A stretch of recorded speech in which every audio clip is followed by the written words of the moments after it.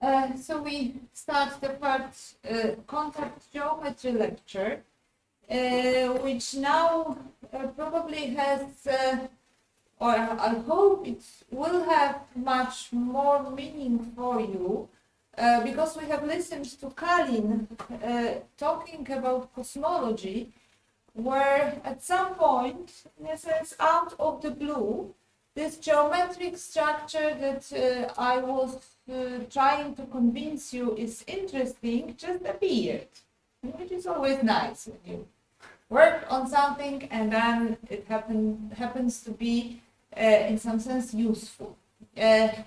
This means that I will maybe reorganize a little bit the talk, so I will want to no, maybe not start with Hamilton-Jacobi theory, because first I have to really pass through Hamilton contact vector fields, but then I will start with Hamilton contact vector fields. We will look how they appear in coordinates, what are their properties, and then how they can be defined in this symplectic way. And then we will jump immediately to Hamilton-Jacobi theory, just to be able to show how this usefulness of an alternative description that I'm trying to show to you, when this usefulness might really lie. So let us remind us what we've done last time.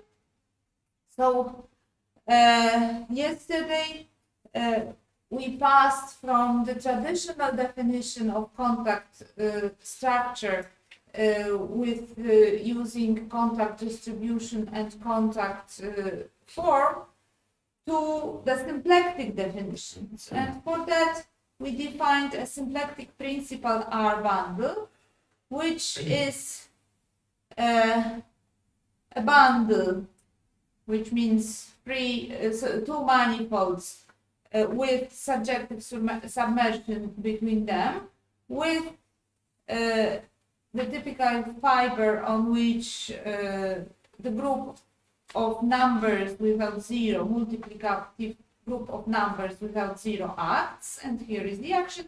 And the important part is that this bundle is equipped with the symplectic form, which is compatible with the principal bundle structure in the sense that it is homogeneous with respect to the group action.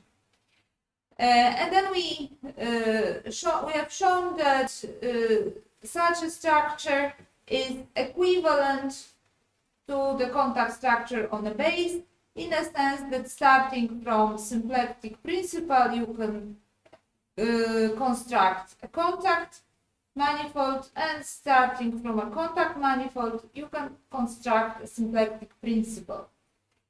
And we have also analyzed the particular, especially interesting example, also interesting from the point of view of today's lecture of Kalin, because what we have encountered was this contact structure on the first jet bundle or of some line bundle, which, as I explained, appears here in the dual form, but this is just a choice of convention. I might just discuss first jet of just a line bundle, and then those stars would appear in different places in our consideration. And it turned out that this symplectic principal bundle comes from the cotangent bundle of the original line bundle with removed zero section, and then we can somehow recognize in this, it has a symplectic form which is a canonical symplectic form of a cotangent bundle which appears to be homogeneous, and then we can recognize other elements of the structure there.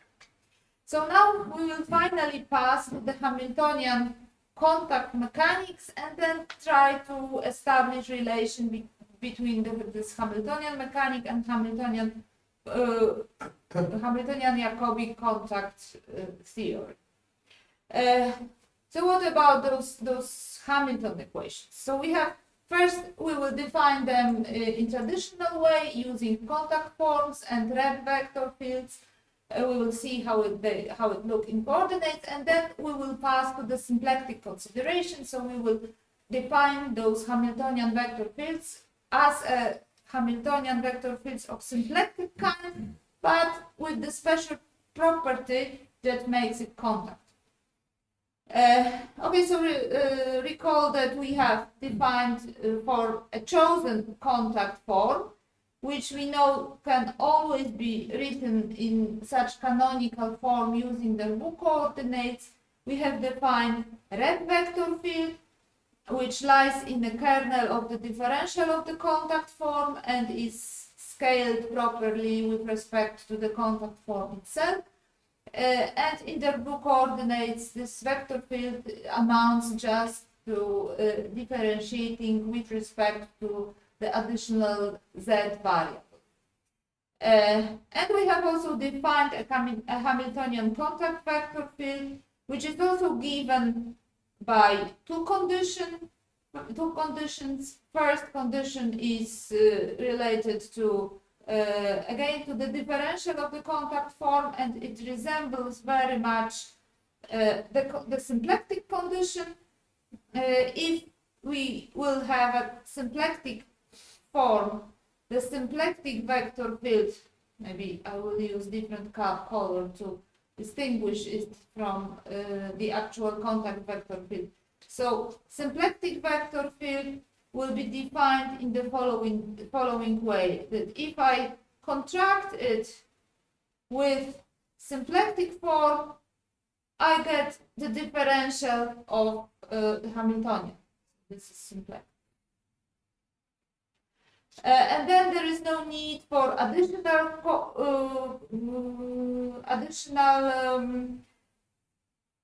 conditions, because symplectic form is non-degenerate, therefore this is enough and the Hamiltonian vector field is given exactly. For the contact Hamiltonian vector field, first of all, we had some correction here, which when we just write the condition like that, we really don't know why it needs to be here. It will be clear in a moment. And there is also the scale, because again, this condition tells us what direction our vector field is pointing, and this condition sets up the scale as much as for the red vector field. We could, looking at those equations, we could, for example, notice that in fact red vector field is a contact Hamiltonian vector field for a special, not complicated Hamiltonian, being constant function equal to -1. Okay, so let us look at how contact Hamiltonian vector field look in Darboux coordinates. Now I won't be making all those calculations, however, they are here on the slides, so later on you can look at it and check whether I put all the pluses and minuses in right places.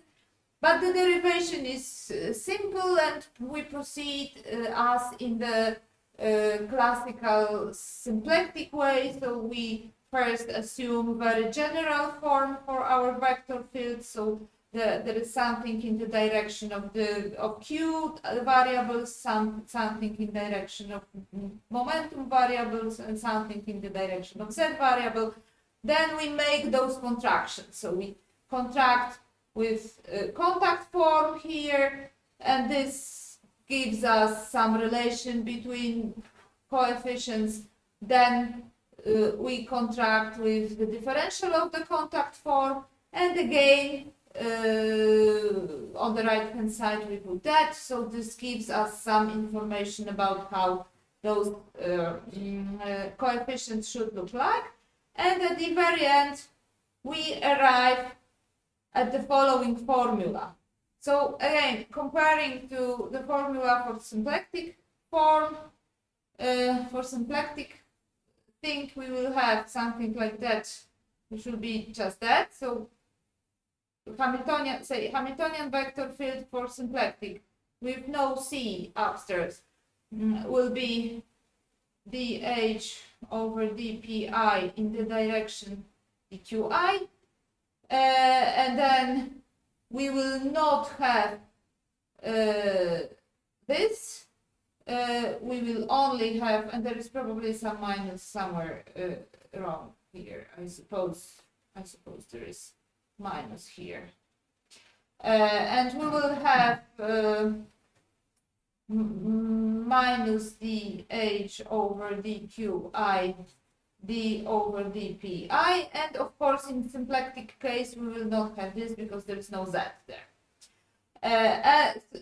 We can also look at, and there's again this the same mistake. No minus. There should be a minus. There should be a minus here, and sorry, and there should be also a minus here. So from that we deduce the Hamilton equations for contact problem, which is like that. So curve depending on some parameter, maybe t, written in coordinates, should fulfill such equation, and then it will be a trajectory of the contact Hamiltonian vector. Okay, those calculations that I did here are of course local because they are in coordinates, but we already know that in general the definition is local because the eta is not global, and there is this, as I already mentioned several times, this difficult relation between Hamiltonians, forms, and vector fields, which essentially says that if I take Hamiltonian and form and provide the vector field, it is the same when I take the form multiplied by f and Hamiltonian multiplied by f. And I get the same vector field. So starting from this expression in coordinates, proving that is quite difficult. This is because coordinates depend on the Darboux coordinates depend on the choice of eta. And if we change eta, we should change coordinates, or our formula is quite complicated. And also we could try to prove this fact using not the coordinate expression, but just the definition, which is coordinate independent. And then this is possible, we can do that, but this is like some calculations that can be done, and those calculations, no, they are later on, so you will see. We will not go through them, of course, there will be only a picture. And now what I would ask to do is to provide properties of the contact Hamiltonian vector field, because then we will see how they are different from the symplectic case, and why they can be used to describe something dynamical system, so more variety of the dynamical systems than just symplectic case.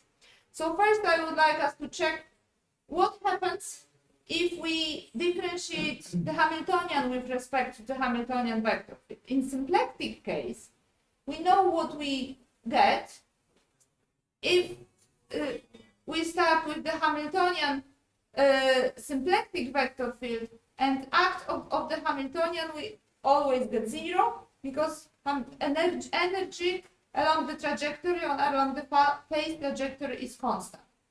And this is not the case when we take the contact setting. So what do I do to act with the Hamiltonian vector field on the function which is Hamiltonian? I write it a little bit differently. I just noticed that through all my transparencies, I used at least 3 notations for the same thing. So acting with a vector field on a function, it is of course the same as contracting the vector field with the differential of the function. And sometimes I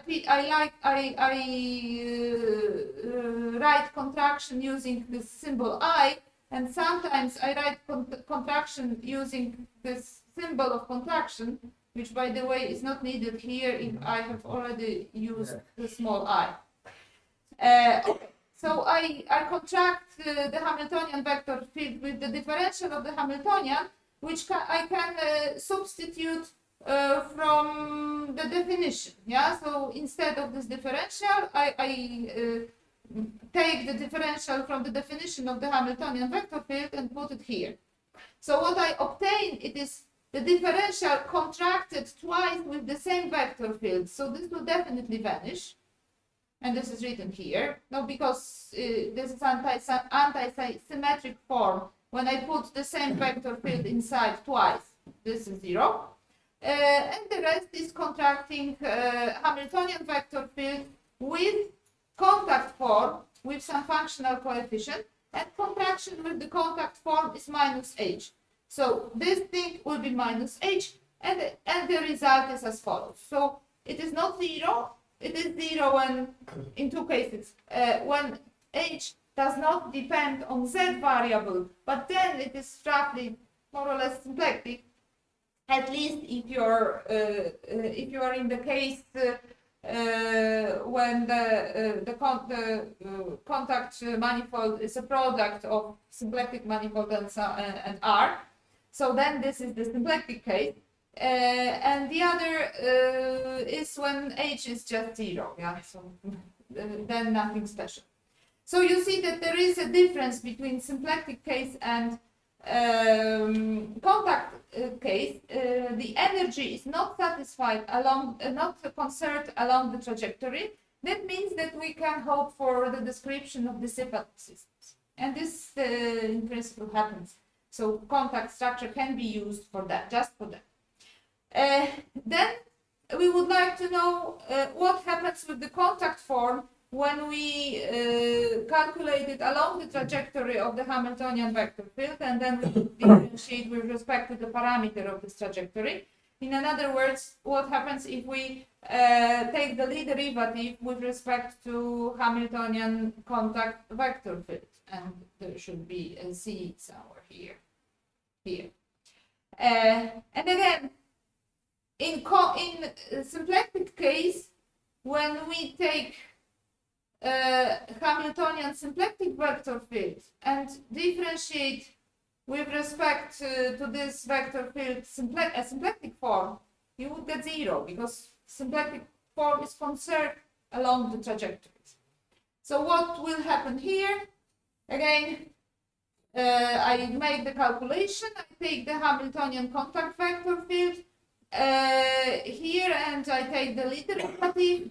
The Lie derivative is anti-commutator of the differential and contraction with the field with respect to which I differentiate. So I apply this formula here. So first I differentiate and then contract, and then I first contract and I differentiate. And in my definition of the contact Hamiltonian vector fields, both those contractions are expressed by something. So I just put here those formulas, I make the calculation, and here is the result. And we see that again it is not 0, it is proportional to the contact form, but with some functional coefficient that depends on h. And now it is, from my point of view, it is a bad message. I mean, the fact that here we don't have 0, it's a good message, because we can the good thing, because we can enlarge the variety of systems that we are going to. But particularly for me, this is the wrong outcome. Because at this particular moment I lose the chance of creating the so-called geometric integrator for the Hamiltonian vector, contact Hamiltonian vector field using a contact form. So maybe I will say 2 words about what's geometric integrator. So even in the world of ordinary differential vector fields, there are vector fields that are hard to integrate just by hand. And nowadays we have computers that can do it for us. So we can write down a code that integrates even very complicated vector fields. So solve complicated differential equations. However, there is some belief that they do it right, because this numerical solution is always an approximation of the proper solution. And unfortunately, it happens that we have algorithms that are very good for short amount of time, so for some small amount of parameters. And when we want to enlarge this interval on which our solution is good, and how do we know it's good? Of course, we apply our algorithm to the solutions of equations that we know, and we compare. And then we discover that there is a price. Either we need an insane amount of computer power to solve the equation, and it takes a very long time, or we have to accept that after some time our numerical solution will inevitably diverge from the true solution. And there is the idea that at least partially solves this problem. Many differential equations that are used, for example, in physics, but not only in physics, in biology also, in economics, they come with the geometric structure from which they are derived, and very often it happens that the geometric structure is conserved. It is like under the flow of the vector field. So it is just the case of the symplectic situation. The symplectic form is conserved. So then we can pose additional requirements on our integrator, so on our map that from one point derives another point of our trajectory after a certain amount of time. The condition could be, okay, this map should not only somehow resemble the trajectory, but also should conserve this particular geometric structure. And then it happens that creating algorithms for solving symplectic Hamiltonian problems gives us, such that they conserve the symplectic form, gives us a radical improvement in behavior of the numerical solution. We are able then to obtain a solution which has bounded error forever. So for a very long amount of time, practically forever.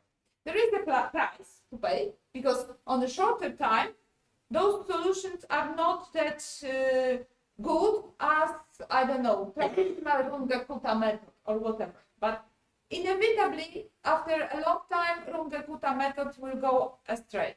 And those Hamiltonian procedures give the error which is bounded. So why I tell you this? No, because now we have lost, I mean, after we calculated this, we have lost the opportunity to create such an integrator for contact Hamiltonian vector fields, because we don't have a geometrical structure which is conserved up to now. We will find in a moment a geometrical structure which is conserved. So next thing I want to check is I want to calculate the Lie derivative of some section of the contact distribution. The question is now whether the contact distribution as it is conserved under the flow of the contact Hamiltonian vector field. So, in fact, since this section is very general, the only condition I pose is that I take the section from the contact distribution. It means that, of course, I probably cannot calculate it. I cannot write a concise formula here, but I can ask the question whether the Lie derivative still belongs to the distribution. For vector fields, it happens that the Lie derivative is just the same as the Lie bracket of vector fields. So I'm going to calculate this Lie bracket, or at least get to know something about this Lie bracket. So in order to do that, I apply a differential of a contact form to the two vector fields. One is the Hamiltonian contact vector field, and the other is this vector field that I'm investigating.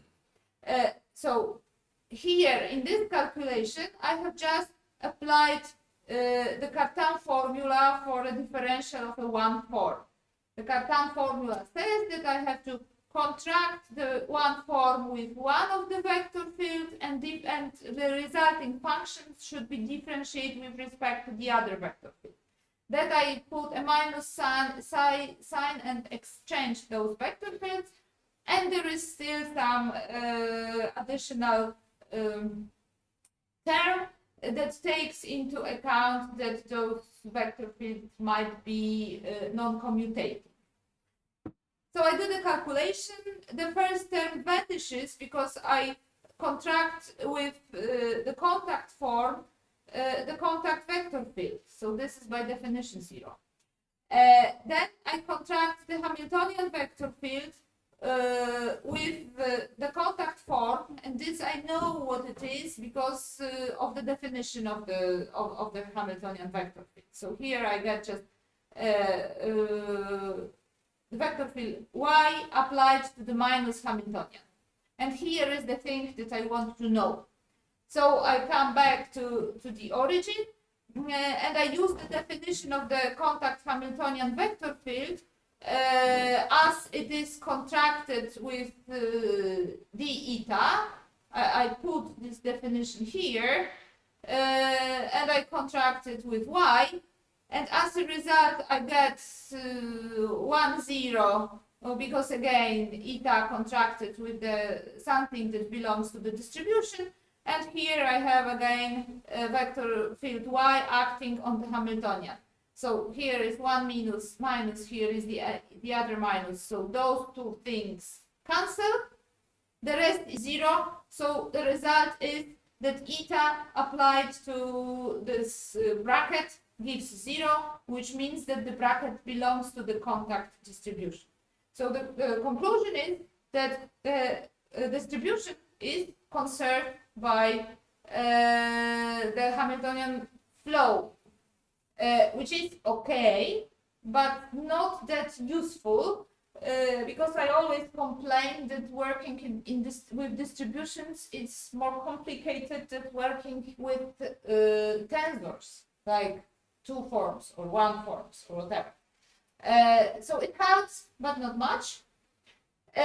So now I will try to use this symplectic approach, though, to contact geometry to define Hamiltonian contact vector field in such a way that I will find some form which is conserved and which I, for example, may use to devise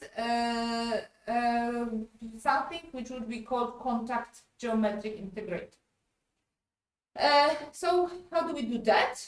We go to our representation of contact manifold as a symplectic manifold. So as this symplectic bundle. Then on this symplectic bundle, we can apply symplectic techniques. So we can take a function which is on P, not on M here, but on P, and we can produce a Hamiltonian vector field related to this function. And this is what we will definitely do. However, the point is to use not any function, but a function that has something to do with the structure, which is compatible with the structure and which guarantees that we can descend down there to the contact manifold itself. So the result is that we should use a homogeneous function. So when the function with such a property, when we apply the action of our group to the point, to the argument of this function, the value of the function will be multiplied by the appropriate real number. And then we look at the definition of the Hamiltonian of the Hamiltonian symplectic vector field up there, and we see that if the function is homogeneous, then the differential is also homogeneous.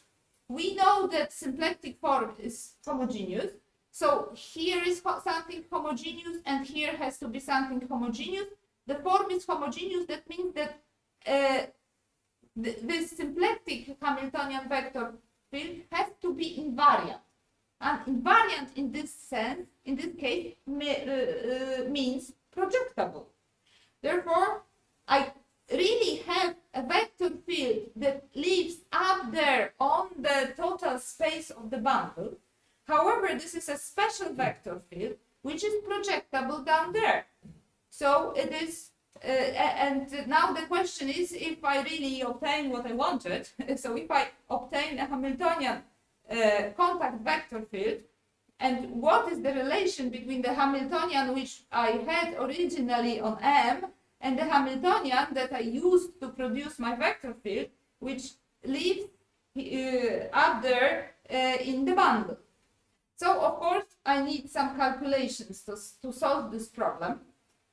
I claim that what I do have down there is a Hamiltonian vector field, Hamiltonian contact vector field for some Hamiltonian, which is of course somehow related to the function up there, but in a special way. So what do we do? Previously, when we wanted to descend down, we chose a section. But remember that the construction I presented here is general, does not depend on any section. Now what I want to show is that the global thing that I obtained here, because here I have a global thing. If a function is global, and I know that the symplectic form is global, then I globally obtain the vector field up there, which is projectable. So I globally obtain the field down there. And the only thing I want to check now is whether it is a Hamiltonian vector field for some Hamiltonian, maybe local. Yeah. So I choose a section and I define function. The section may be local, maybe global, but it may happen that it has to be local. Then we know that to a section we can associate a contact form down on the manifold M, or rather on an open subset of the manifold N. And then I can define a function which is just my homogeneous function on the total space of the bundle, calculated only on this section. And then this is in fact something down there, something on the open subset of M. So of course, when we use vertical, when we have a section, we have this vertical coordinate. So the relation in coordinates, the relation between our homogeneous Hamiltonian up in the bundle and with our local Hamiltonian down is as follows. And my task is now to show that the vector field that I obtained by the projection is exactly the Hamiltonian vector field that I would derive using using contact form associated to this section and using function associated to this section. Okay, and there is some calculation that I at the moment will skip. However, this calculation provides us exactly with the conditions for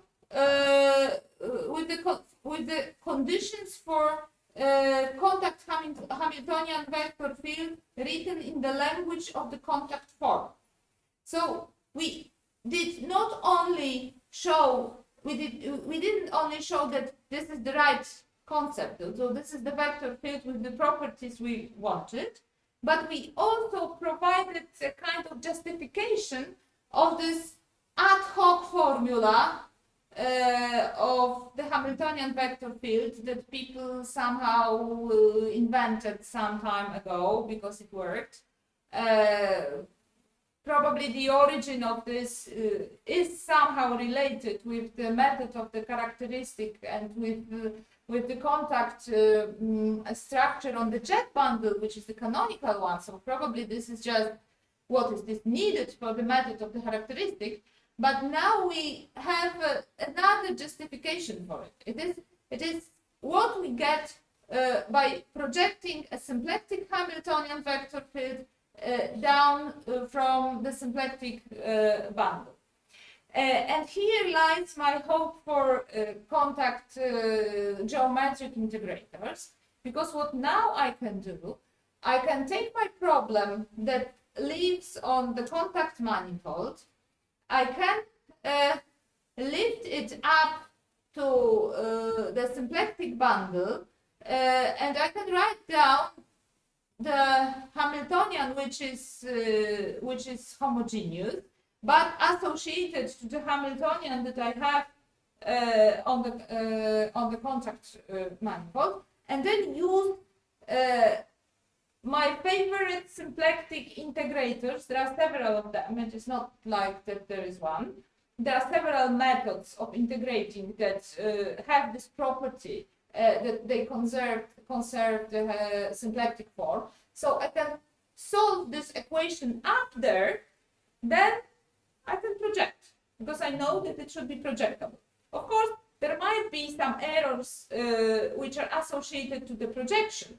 However, I hope that if we are able to make it right, it will work. And this is the ongoing project. I mean, since this idea of describing this structure by something symplectic, it is not new. I mean, symplectization of the contact structure were known, but they were local and not, and they existed for special cases, not in the full generality. Now we have it in the full generality, and we also have this, the symplectization where it was known, but the fact that really the whole dynamics is symplectic out there, it was not that clear. But now it is clear, we know that the homogeneity is the structure that we have to use. So this is the idea, I mean, not solved yet, we are working. So what we have done, we have solved the problem in a sense. So now we know that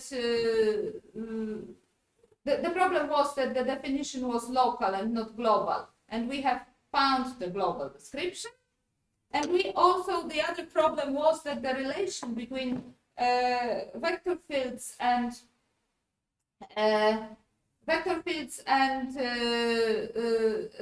Hamiltonians and forms was somehow involved. And now we have a very simple explanation why we really have to multiply a Hamiltonian by the same function that we multiply our contact form. And this all lies in this picture that we have already seen before, when we choose two sections, which means that we choose two contact forms that differ by multiplication by the function, and the function is the same as for those two sections.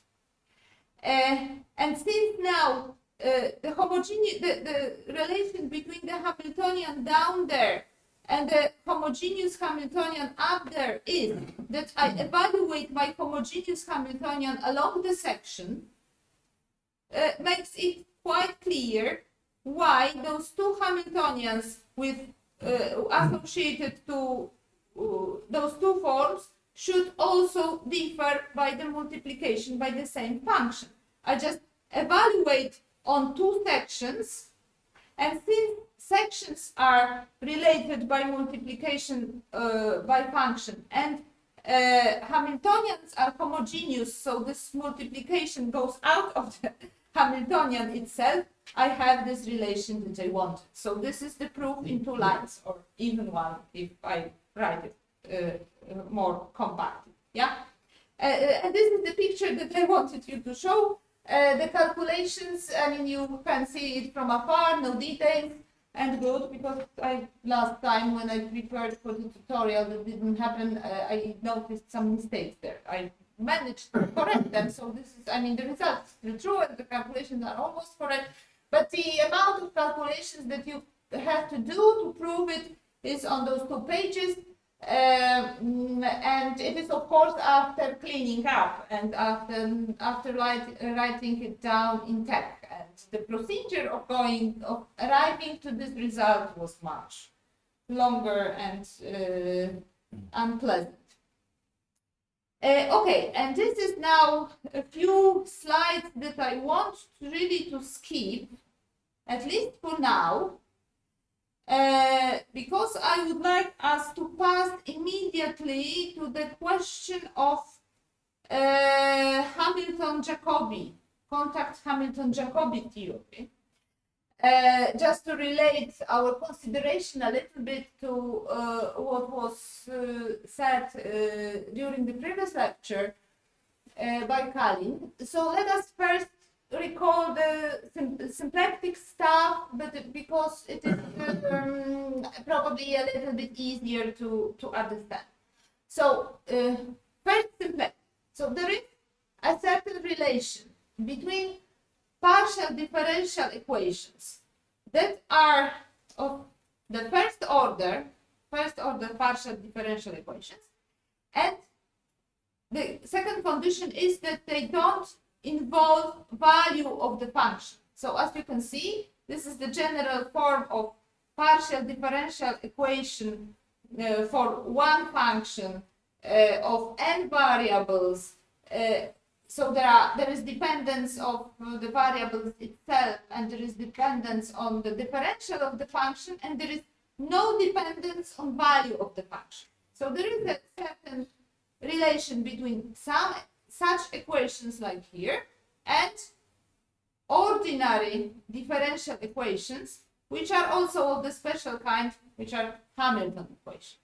And you can go from partial to ordinary, and from ordinary to partial, whichever is easier, whichever you can solve, gives you some information about the solution of the other part.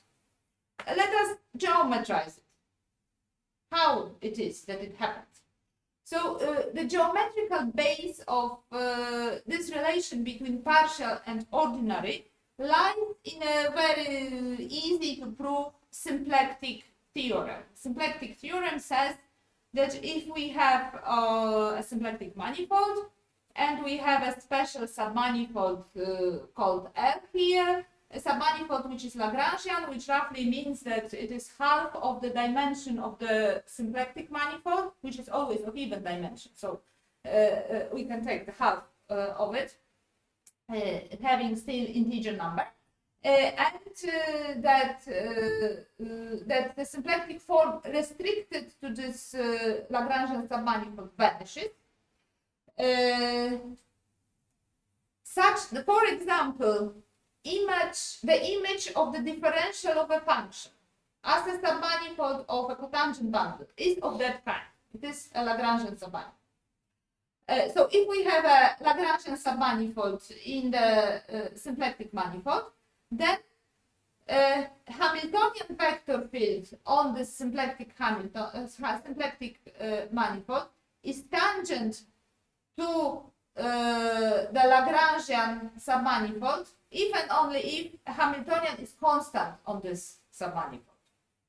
And this is on the first glance that not really that does have nothing to do with differential equations, but as a matter of fact it does.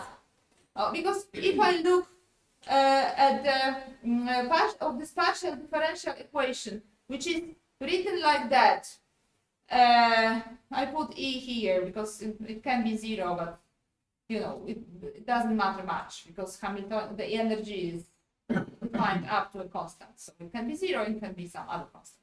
In contact situation, it cannot be a constant, but in symplectic it can be some number. So written as that, it is a partial differential equation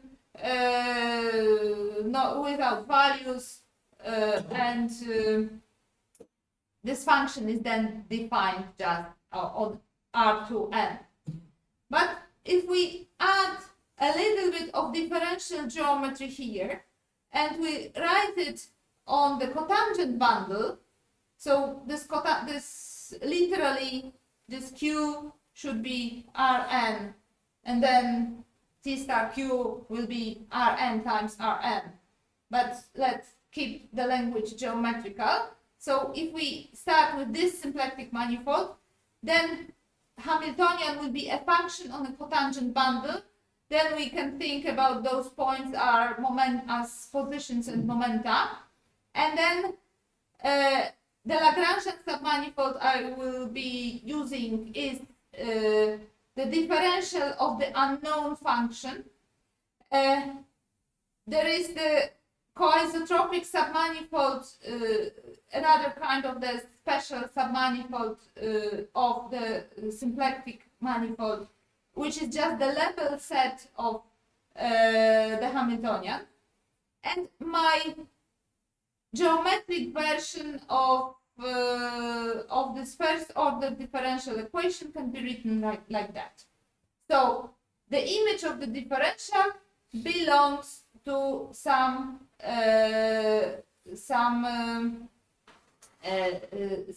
coisotropic submanifold. This coisotropic submanifold happens to be the level set of the differential of the Hamiltonian, and of course geometrically there are conditions. So the level set is not always a submanifold. If if function is regular, but let's forget it just for a while. So what will be the procedure of passing from say partial to ordinary differential equation? So in symplectic world, it looks like that. So the picture will be in the moment. So the coisotropic submanifold is a very special submanifold of symplectic manifold, which is equipped with something which is called characteristic distribution. So every coisotropic submanifold has this characteristic distribution. The distribution is integrable. Therefore, the whole submanifold is composed of such slices that are integral manifolds of the distribution.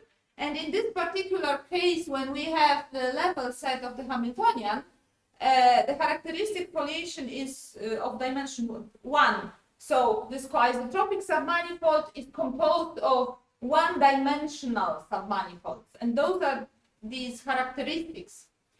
And then we know again from the general symplectic theory that if we have a Lagrangian submanifold contained in the coisotropic submanifold, then this Lagrangian submanifold has to be composed of these characteristics. It cannot go across. It cannot just go this way and back. No, it has to be composed of these characteristics. And here I have a picture which is a little bit misleading because there is no enough dimension. If I have a manifold which is two-dimensional, then T star Q should be four-dimensional, and then this K should be three-dimensional, and then there will be some difference between K and L because L should be two-dimensional. And here I cannot write it, I cannot draw it, so K looks as if it is two-dimensional, and then there is the whole L, and this whole L is composed of these characteristics. So the idea is, if you want to if you want to integrate your difficult Hamilton-Jacobi equation, that what you can do, you can first solve ordinary differential equation, which is Hamilton. Then you get those lines. Then you can, I don't know, put initial conditions or boundary conditions somewhere. Then you know which of the characteristics to choose. And you can reconstruct, using initial conditions and using characteristics, you can reconstruct the differential of the form, of the function. And then there are also techniques to integrate this differential to an actual function. So instead of solving partial differential equation, you can solve an ordinary one, which in many cases it is easier. But there are also cases that are just in the other going in the other direction.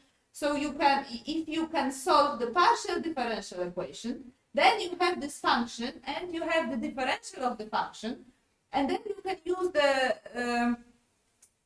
use this theorem directly that says that, okay, the Hamiltonian vector field is tangent to this graph of the differential of the function. You may project as on this picture. So here you have a Hamiltonian vector field that lives on the surface of this graph of the differential of the function, and then you can project it down there. What is the gain? No, the gain is that instead of integrating the equation in 2n variables, you integrate the equation in n variables. That may be easier and may be easier done by the computer and whatever. Yeah. So also there is a if you can solve the PDE, then solving the associated ODE is a little bit easier. And then you can repeat the whole story, passing to more general partial differential equations, which do involve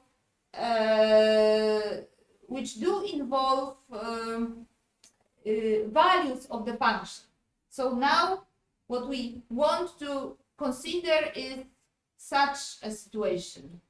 So our partial differential equation depends not only on variables down in the base and the differential, but also, and now it has to be 0, but also it depends on the values of the function. But we can roughly do the same, and what I will show you is to approach it from the symplectic point of view, because I have no time to introduce all those compact intricacies that live on the base, but I analyze the symplectic case, so I may use the symplectic case directly. So first of all, there is no need to define a special submanifold of a contact manifold, because we have already defined it for the symplectic case up in the bundle. Therefore, we can easily say that a submanifold in the contact manifold is isotropic, coisotropic, and there is some change of the name, but this is only change of the name. I mean the historical stuff. What is in symplectic case called Lagrangian is in contact case called Legendrian, but this is the same stuff. So instead of defining things here, I may say, okay, things in the manifold down there are isotropic, Legendrian, and coisotropic when they are pre-imaged by the projection from the symplectic tangent, from the symplectic air cross bundle, is isotropic, Lagrangian, and coisotropic. Okay, so I just, instead of looking for properties on the submanifold in the base, I take a pre-image, which is one dimension bigger, and look at those properties. And then I can just use the symplectic theorem. However, I should adapt it a little bit to the homogeneous case. So let us look where the difference lies. So instead of whatever symplectic manifold, I take this special symplectic manifold with homogeneous function. Then instead of any Lagrangian submanifold, I take a homogeneous Lagrangian submanifold. Homogeneous, that means that it is invariant with respect to multiplication by reals, so it has to look like here. So it has to be composed on fibers. So there might be conditions in the base, but whole fibers should belong to this submanifold. And then the Hamiltonian vector field for homogeneous Hamiltonian is tangent to L if and only if the Hamiltonian, and here is not constant but vanishes. No, because the Hamiltonian has to be homogeneous. So it should change by multiplication by number when we travel along the fiber. So it cannot bind. The only possibility for it to be both homogeneous and constant is to be 0. Therefore, it has to vanish. And now we can translate this thing to purely contact language. Yeah, we have stated the theorem up in the bundle, but so we don't need to prove it because it has already been proven by symplectic people, and then we only translate it. So the conclusion from this version of the theorem is that if we have a contact manifold and we have this Legendrian, which is the corresponding contact notion to Lagrangian submanifold, then the contact Hamiltonian vector field is tangent to this submanifold if and only if the Hamiltonian vanishes on N. And based on this contact thing, I again have this translation between partial differential equations of the first order, but now I may cancel not involving values because it does involve values, and I can pass to ordinary differential equations, but which are now contact Hamiltonian equations, and which live on T star Q times R. So this is this canonical contact manifold, which is the same as first jet of bundle Q times R. And of course, this is a classical stuff with the canonical thing here. Locally, it is always like that, but we can also generalize it to more general jets of some line bundle of, or half of the line bundle of what we, or whatever we like. So when we pass from partial differential equations to ordinary differential equations, this is called contact Jacobi theory. When we pass from ordinary differential equations to partial, so if we can solve the ordinary and then we can reconstruct the solution, this is called method of characteristics. Okay, so this is a part of the contact story. There is more. There is the whole Lagrangian stuff that I decided to skip for today. Especially you can somehow those Hamiltonian systems, contact Hamiltonian system, you can also describe in a Lagrangian way, at least in some cases. But I hope that I was able to convince you that studying differential geometry, which of course I do for fun, but some people can benefit and really make practical things of it, like solving important equations or helping a computer solve this important equation more efficiently. So this is not completely useless action, and this was my goal. And this is the end. The lady here accompanies us in our main lecture room at the Faculty of Physics I don't really know how she got here, but she's there. Thank you.